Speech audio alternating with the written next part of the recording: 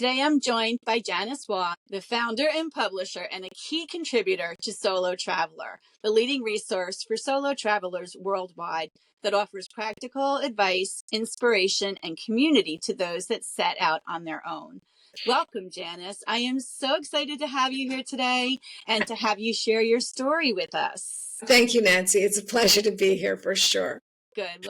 Well, welcome. So let me ask you, why did you first start solo traveling? Well, when you really go back to first, it was in my 20s and it was just, I wanted to go someplace that no one else wanted to go. More seriously, when I was 49, my husband passed away. I'm so And sorry. we had been great travelers with kids, just the couples, that type of thing. And a couple of years after, I found myself, kind of going into grief again. And I thought, no, I guess I'm traveling solo. Because at that point, the kids were pretty well out the door. Right. And so I did my first solo trip. It was to Cuba. Oh, wow. And, it was for a week. And yeah, I was doing it independently. And the first day I called the travel agent and said, put me in an all-inclusive. But didn't call back. She didn't call back. Oh, no. And it was a big lesson, right? Let yourself settle for 24 hours when you're venturing out, and so I stayed and I had a fabulous time. Just a wonderful time. Yeah. And I was in Havana almost the whole time. Yeah. Had you ever been to Cuba before? No, it was first time. First time. That's First time. adventurous. That's very adventurous. I found the same thing in my travels. There's many times that I'm traveling and the first day I'm in a campground or a new site, I'm not real happy, but I give it 24 hours and it's the best place in the world. Yeah. Yeah. So no, it's very advice. true. What are some of you've been traveling on your own now for a while and for the same reasons basically that I started, there's not always someone around to go with you wherever you want to go. Right. But why let that stop you? Exactly. Yep. Otherwise I'd be sitting home watching TV every night. So it's nice. You got to just take that step and get out there, and you did it. So I give you, and you did travel alone in your 20s like I did too, but still you have to take a deep breath and just kind of jump into it. Yeah. So much is learned. So much about yourself is learned. Yeah. Right. It's a big growth experience. Yeah. And it feels good.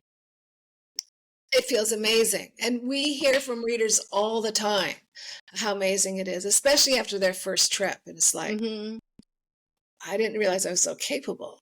Wow. I really managed to navigate that and negotiate this. Yeah. It's amazing. Very rewarding.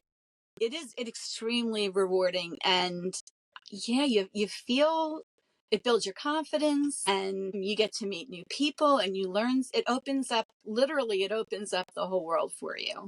Yeah. Yep. So where are some of your favorite places that you solo traveled? Oh my goodness. That is always but at least you said some of. I've often asked for my favorite because that's really difficult. That's really difficult. But yeah. I do like to say that I've never met a destination I didn't like. Because there's always something of interest. You're always stepping into a different culture, right? So whether it's down the road a couple 100 miles or whether it's around the world, right, there's differences, right? And there's people to meet and there's new perspectives to gain. Really, it's all travel is good travel as far as I'm concerned. Even if things go wrong, then you discover other things about yourself and about the place. And I've been in hospital systems in China and France. But to answer your question, where are some of my favorite places? For first-time solo travelers, I like the UK. It's definitely a different culture, absolutely a different culture, or Ireland, either one. It's easy because of the language. Right. And it operates relatively the same way. I mean, the train systems are not the same, but it's a train, right? It goes on a track and it goes from here to there. So the UK, I always find enjoyable for its nature, for its people, for its cultures, because of course in the UK you've got actually 4 different cultures. You've got England, Wales, Scotland, and Northern Ireland. Right. So it's a really good option for people who are starting out. And there is an RV culture there. I by was the going way. to just say that there's a huge RV culture there. That's one Yeah. place I would like to go and RV. Yeah. It's just so easy to go between the countries and see everything. And that's, if I were going to travel overseas, that's how I would love to do it. Yeah. Yeah. The other place is in France. Now so in 2001, as a family, we did a 10-month trip. We just Oh, sold a business and we did a 10-month trip, and we rented a VW pop-up, the classic, in Amsterdam. And the price of the renting that for 10 months was the same as renting it for July and August. wow. So we rented it from September to the end of June. And, the value was incredible. But Yes. it's also, so Europe is very good for agriculture, even during, winter months or whatever, because then you go south to Spain and Italy, Right. and you go north in the warmer months and the like. But, like in France, there are campgrounds where you can order croissant that will be delivered to, order them Oh, at night and they'll be delivered to you in the morning. So there's a different culture that's in my terms kind of of camping. yeah, it's a different camping culture in France as well. So some of my most memorable trips, India, Hmm. um, which is not a place that I would necessarily recommend RVing. Right. Chile and Patagonia, yes. Actually, my stepson just came back from an RV trip through Chile and Patagonia. So that's a possibility as well for the RV culture. But yeah, there's just so many places to love. Yeah. They sound amazing. I love traveling in my RV, and I know you've done this too, because I get to take, it's like a big purse. Everything I have and need, including my bed, is right here. And that gives me a comfort level. But you have traveled to some amazing places on your own. So I'm going to ask you the question: how do you handle the language barriers when you travel to places that don't speak English? Okay, that's an interesting one. I'm getting better, but because I speak French relatively well, it's my go-to. Whenever I hear a foreign language, I think, okay, I can speak French, right? Which doesn't work. And it even doesn't work for Spanish. You'd think that it Hmm. that it might, but they are not that close. Italian, I can understand, but I can't speak. But there are a number of ways. Certainly, a few key phrases is really important. Google Translate makes things super easy. Right. But also, just communication, pointing, miming, things of that nature. When I went to Patagonia, I was on the Navimatic ferry going south to Patagonia. And during the last night, it hit an island. And so the ferry was lost an engine. And Oh, so we kind of made it to our port. And I had booked an inn for that night. And so when we got in, the night that had previously passed because we were late, when I got in, I went to that hotel and I was trying to explain to them that, I wasn't there last night. They could see that I was supposed to be there on the roster, right? I wasn't right. there. And I said, the ferry. And I said, okay, ferry, right? Yes. I said, Isla, island. Yes. Ferry, ferry, ferry. And they went, oh, really? So, there's things that you can do that with very little language to communicate, even in a serious situation like that, what has happened, You get right? creative. You get creative. Exactly. Exactly. Yeah. Yeah. So, right now, you have a huge Facebook group of 272,000 followers. How did you get from your solo traveling to that business? Okay. So, well, it's, I have been an entrepreneur most of my life. So I started a business, a trade show and conference company with my late husband in 88, 89. We sold that, and that's how we went traveling for almost a year. Right. And we came back, and he was ill. And at that point, my brother said, you cannot just focus on this illness. You need to do something else. You're a writer. So he Hmm. actually got my first freelance writing gig.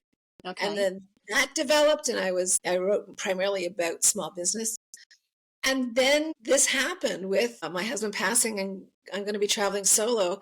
And I looked up what was online because it was the very early days of blogs. Right. I looked it up, and there was one site, and it was really spammy and was really hookup-y kind of thing. And I thought, no, I could give this another voice. And so I started writing about it. That, I got it set up within a couple of months and started writing about it.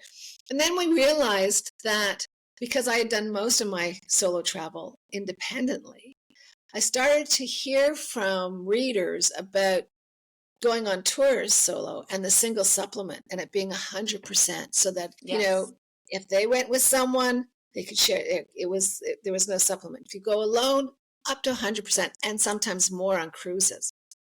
So this is where we thought, well, there's more than one way to travel solo. Just because like going independently is very solo. Going with a group, you're still living a solo experience in the sense that, because I think one of the big benefits of traveling solo is that you leave behind the expectations of family and friends of who you are, how you should act, how you should dress, all of those things, right? Mm-hmm. And so whether you go independently or whether you go on a tour, that still happens. And you're throwing yourself into an unknown situation. So I adjusted my notion of what solo is, right? By learning from our readers, and then started hunting for the trips with no supplement. And coincidentally, the 2008 recession about a year later, started forcing the travel industry to find clients wherever they could. Right. And they found solo clients, and they started, reducing the supplement or eliminating it. Now it bounced up again, Mm-hmm. right? But in that moment, we found a number of companies that said, this is a good market. We're going to continue. And so over the years, we've developed this, and we have large companies in some cases, and we have some very small boutique companies like one-woman operations that are running tours, and they advertise with us, and our requirement is that the supplement can be no more than 20%, because there is an economic reality to running a tour, right? But many have no supplement. And so that's kind of a unique thing that we offer on our site, is that people can go and see a list and see 20, 30 different tour companies offering 4, 5, 6 different trips, all that they know will not have a supplement that's ridiculous. So And I love that. And since I found you, I've been looking more into it. I have a lot of friends who are almost at retirement age or at retirement age and just have the money to travel now. And they're going on these tours, but they're going as couples. So right. to have something like what you're doing where you don't get charged the upcharge because I'm solo or penalized because I'm solo is such a helpful resource. And I'm going through all your trips and dreaming, but it's amazing. What is the name of your Facebook group? Oh, it's okay. Yeah, that's interesting, right? Because that's off brand. It's not that if you talk to a branding person, they would say that we did the wrong thing. But it's called the Solo Travel Society. And that's because we wanted people to feel part of something, part of a movement, part that they're not just solo, that there's other community. Yes, community. When we first started Solo Traveler, Google would tell us what people Googled to find us. They don't do that anymore. They haven't done that for years. Okay. But they did tell us at the very beginning, and one of the ones that came up again and again was, is it weird to travel solo? Huh. So, I wrote this little, well, exactly, it's all changed. But I wrote this little ebook back then called Glad You're Not Here. And as opposed to Wish You Were Here, right? Right. Glad You're Not Here. And just addressed that whole thing. But, it's changed so much. People traveling solo are not considered strange. They are considered brave. They are considered adventurous. They are considered interesting. They are considered so many positive things. They are. And I find in the RV place, I'm still considered a brave, yes, but one of the unusual ones because most of the people out there are still couples. And that's what I try and just, whatever your travel is, whatever your dream is, whether you want to go in a group or you want to go solo or you want to RV or go on a plane, just get out there and do it. Um, don't let not having someone to do something, like we said before, have someone, to do something with, stop you from doing anything. It's just, life's too short for that. Exactly. And that's the thing, is that so very often women have paired up and booked as couples, right? Um, but that doesn't always work out. I've had people, my friend backed out. What am I going to do here, right? Or a friend doesn't want to go to a certain destination. Mm-hmm. Right? My mother and my sister's mother-in-law did a lot of travel together, right? And then my mother passed, and my sister's mother-in-law had to find her own way, right? Mm-hmm. Things happen in life, and it doesn't always marry up. Also, I have been on trips where there have been friends, but they've all had their own room. Yes. And that's really appreciated. It's really You appreciated. don't know how you're going to travel with someone until you actually travel with them. and that wall can make a huge difference. So, and Absolutely. I'm very private. I like to have my own room. So, the fact that you are giving people that opportunity without a massive 100% supplement Yeah. is so nice. So thank you for doing that. I'm sure Yeah. for hundreds of thousands of people are thanking you. But that's a huge problem, and I hear it a lot. Whether you're cruising or you're going on a tour, the supplement, it's prohibitive to many Absolutely. people. Absolutely. And having to share. I mean, sometimes sharing is fine, right? And I've done it, in different situations, but mostly it'd be really nice to have your own space. And like you say, you don't know until you've traveled with someone whether you can really travel with them. And Tracy, who is our editor and my friend, she started traveling solo because she went on a trip with a friend, and it did not work out. And they are not friends now, Oh, that's so sad. which is really sad, right? I don't have all the details as to what went on, but all I know is that was the end of that. And she understood that she was better to go off on herself, on her But own. maybe that wall would have made a difference. Exactly. Exactly. Yeah. Oh my Yeah. Yeah. goodness. What do you think? We've talked about a couple of them, but what would you say are 5 benefits of traveling solo? Oh, well, the one that everyone comes up with first off is what you can do what you want when you want. Mm-hmm. So this is really important. You're on your own schedule. If you're a sleeping in person, sleep in. If you're an up early person, get up early, right? To be on your own schedule. Not to feel like you are dragging people to things that you want to do or being dragged, right? So it's that, it's not a situation for compromise. It's a situation of meeting your own needs, which I think is really important. Confidence building is a really big one. Understanding that you are capable, that you can navigate new situations, that you can solve problems, right? On the fly. These are things that you bring home. Yes, you do. And I think that's really important. The ability to explore the world on your terms, right? So people, some people really like nature, some people don't, and so you go out and you choose your destinations, etc., on your terms. Yeah, the opportunity to try something that if you were with a partner you wouldn't otherwise try. So on one of my first trips as a travel blogger, I went to London for the World Travel Market, met lots of people, but afterwards I went to the Lake District. I am a city person. I have, grown up in the city. Yes, we went camping as kids, but it's urban travel that I had been doing mostly.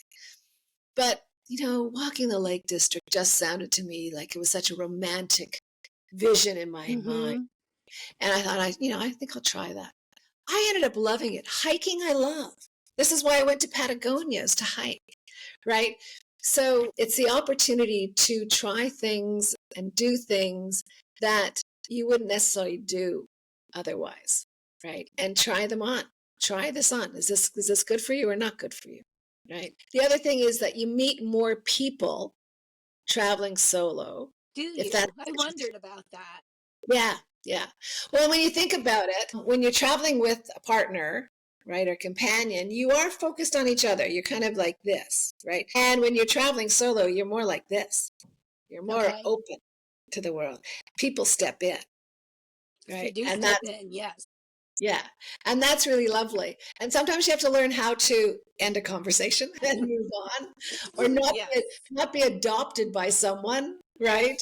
Mm-hmm. Because they think that you need care because from their perspective traveling solo looks lonely or whatever, but that's it's a great opportunity to meet people.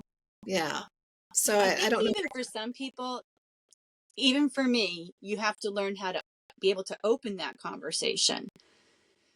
A lot of people that are RVers are couples.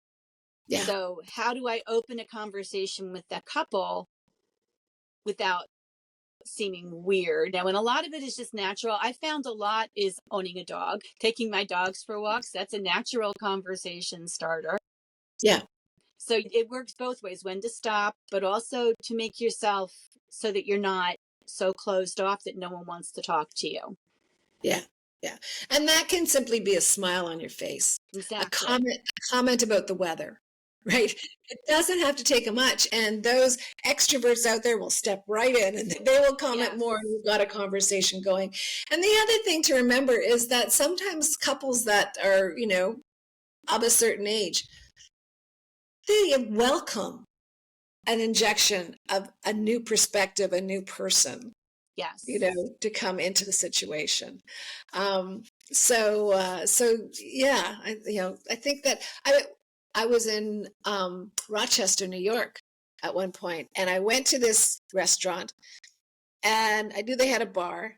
Didn't expect it to be so busy. It was Friday night fish fry, and I had no idea. It was like, That's very busy. yeah. And so I was kind of stuck at the side of a bar, and this couple started talking to me. And then when their table was available, they said, "Come sit with us." Oh, So I nice. went and sat with them. And then they brought in the owner, and he sat down. Like it was just kept on rolling, simply because of a smile to start. And they found it interesting to be with someone that was new, Right. right? Especially with Who all asked your travel different questions. experience and your stories. I'm sure they were Well, fascinated. there's that, but there's also the questions I asked, like, I'm trying to remember the name of the restaurant. But, I asked, it was based on a person's name. I said, well, who was that person? Like, why is it named that? And they were Mm-hmm. going, I don't know. And that's why they brought the restaurant owner. It's like, what? Well, he was the guy that built the restaurant with my dad, right? So it's like so interesting that you can start asking, questions about the destination where you are that will cause people to think about their destination in a different way. So there's so many ways that you bring value to other people as well.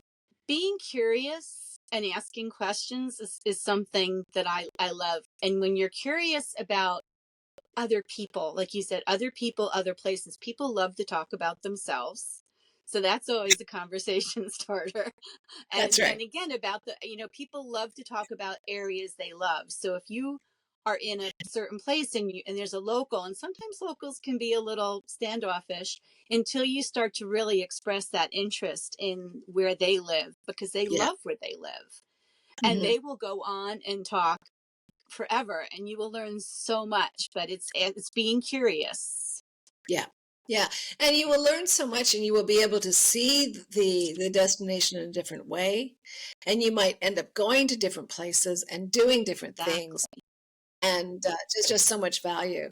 Yeah. That's the beauty of travel, is finding new places to go that were not necessarily on your itinerary. Yeah. I love that. That's one of my favorite things. And they're very obscure sometimes, out of the, you would never have gone there if you hadn't spoken to that person who was local. Exactly. Yep, I love Exactly. that. I love Yeah. that. Me too. Any other benefits that you know of, or Oh gosh, there are so many. There are so many. But I think those are the highlights. It's that being able to just turn on a dime and go, mm-hmm. yeah, I'm heading that way. Or turning on a dime. I will tell you an RV story. Okay. I was traveling in an RV through Arizona and some of the parks and the like, and then went to I was going to say Dakota. It's not Dakota. In Colorado, there's Denver, and then below Denver, there is another city that was a gold town, and I can't remember. Oh, it's I haven't been terrible. out west yet, so I can't. Oh my goodness. Okay. That's my trip Anyways, next year. Yes. I was traveling north through the mountains, not on the highway, through the mountains to Denver, and I was going up this highway, and it goes over the Continental Divide. Okay. So it is a big, long haul up there, and I was in a smaller in an RV, and I was in a small RV, and I'm driving up there, and it says like I don't know 5 more miles to the the top of the pass. Oh my goodness! And then I see two cyclists.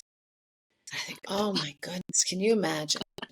Now, the backstory is that when I was 18, I was cycling through Prince Edward Island in Canada, and there was a huge headwind, and there were 10 of us in this group, and we all got spread all over the place, and a pickup truck came. Basically, two farms with two pickup trucks had gathered us and brought us, and fed us and took care of us. Oh, nice. So I'm thinking of this as I'm driving up this big hill and thinking, they probably want to be able to say that they rode up over the Continental Divide. And then I thought, but maybe they don't. Maybe they just don't really want to.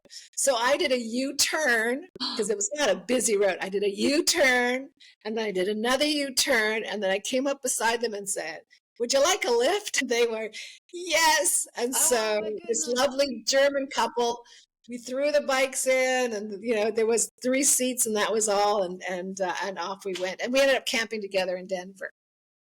I love your insights. I see cyclists all the time. I would never think. I'm like, this is exactly where they want to be. I never would have thought that maybe they don't want to be there.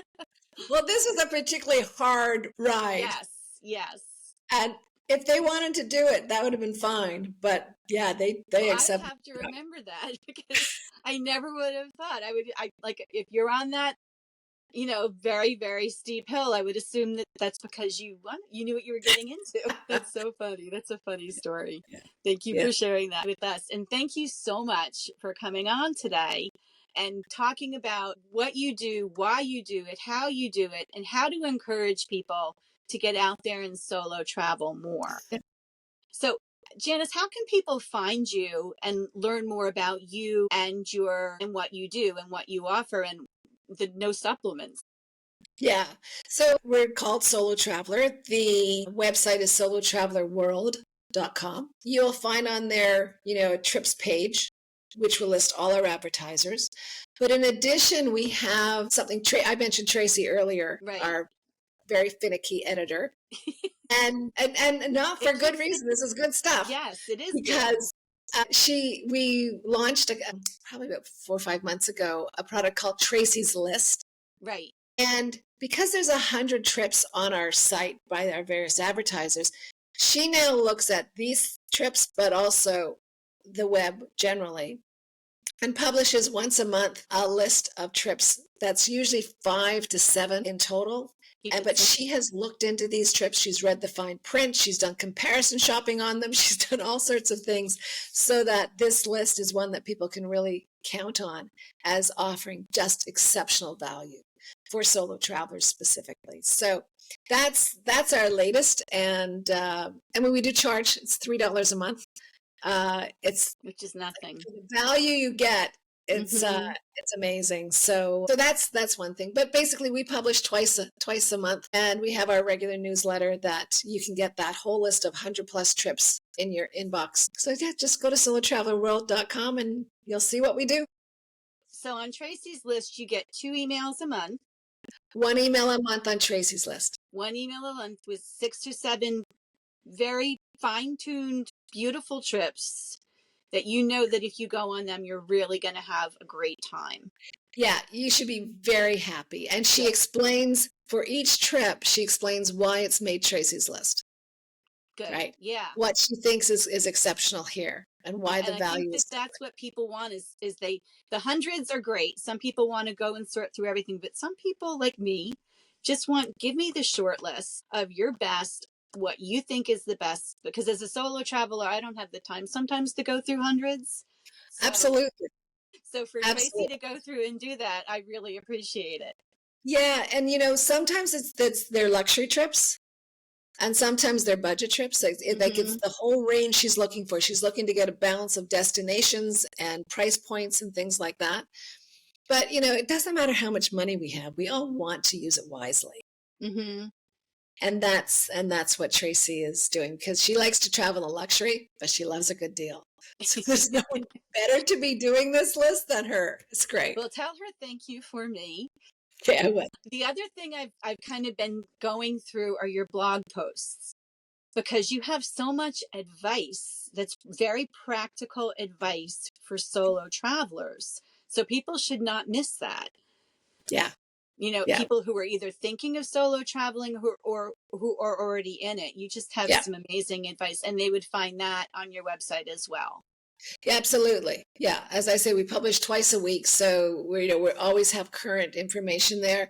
And there's a search box. So if there's something that you're looking for specifically, put a couple of words into the search box, and you'll probably find something, whether Perfect. it's insurance or a destination specific, or how to eat alone, some creative solutions around that, all that kind of How to thing. pack, what to bring with you. Oh Yes. yeah, the packing list is there, and I go to that packing list every trip. Yes, I've seen it. That's why I like my RV because everything is packed in here, but you can't always do that. So what do you bring? What's the really important stuff that you only can fit in this size instead of this size? Well, I don't have anything larger than a carry-on, Yes, that's the right? best way to travel solo. That's one of the beauties of traveling solo. You don't Yeah. have to pack for the kids. You don't have to pack for your husband. When I No. started, I could travel in a backpack. Yeah. There's always going to be a washing machine or water and soap somewhere. And it was so freeing to be able to travel just me after years of planning everyone else's activities and trips. And I will leave all your links in the description below of how Thank you very people can much. reach you if they have any questions. And again, I want to thank you so much for what you do and Oh, for being here today. oh, it's been fun. It's always fun to talk travel. It's wonderful. Thank you so much. Yes. And thank you for what you do as well. The RVing life is different, and being solo in an RV, yeah, that's a little bit different too. But it is so great, and you go from community to community, and that's what it's about. I think it's wonderful. There's more of us out here. There's ways of recognizing us while we're out there. Yes. And the more I do this, the more people I see, and it's not people who've just been doing this for a year or two or a month or two. There are those are out here too, but it's people who've been doing this for 10 years. Wow. And just like you are the visionary who went out there and talked about solo travel when no one else was doing it. And these women are out there and they're quiet about it. They're not on YouTube. They're not out there Yeah. blogging. They're just going about their daily lives. And I love meeting them and talking to them because they're badasses. They really Yeah. are. That's right. That's right. I thought I was tough, but those women, they really know what they're doing. It's amazing. Yeah. And So, the stories they've got to share. oh, yes, absolutely. You have to look for us and you have to find us, but we always like to talk. Yeah. That's right. That's right. Oh, that's great. That's So, great. well, thank you so much. And again, I'll put everything in. If anyone wants to check out Janice, and absolutely, I recommend it 100%. Just, whether you're traveling in an RV or you're traveling any other way, get out there and do it. Just get out there and do it. For So, sure. yes, For thanks, sure. Janice. Okay. Thank you so much.